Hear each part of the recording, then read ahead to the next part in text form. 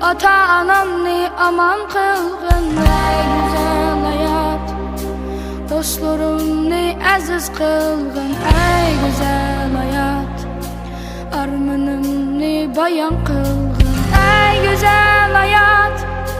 Seni suyganlarim barkan ey güzel hayat. Senden ağrınğanlar barkan ey güzel hayat. Mening faqat yurak sözüm ey güzel hayat. Balılıqda qolg'um bor ey güzel hayat. Sabiylikda qolg'um bor. Balılıqda ağlagan, yüzü bilib yadigan naxshilar.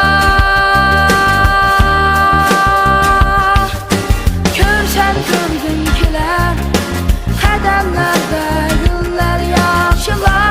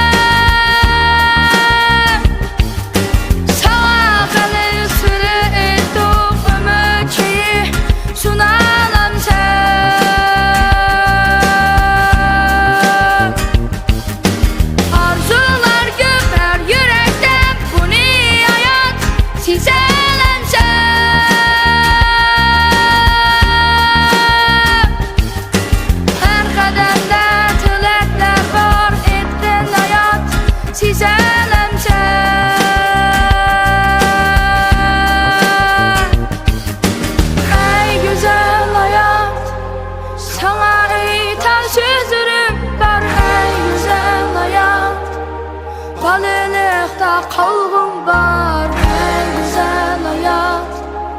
Ata-anamni aman qilgin ey güzel hayat. Dostlarımni aziz qilgin ey güzel hayat. Armanimni bayon qilgin.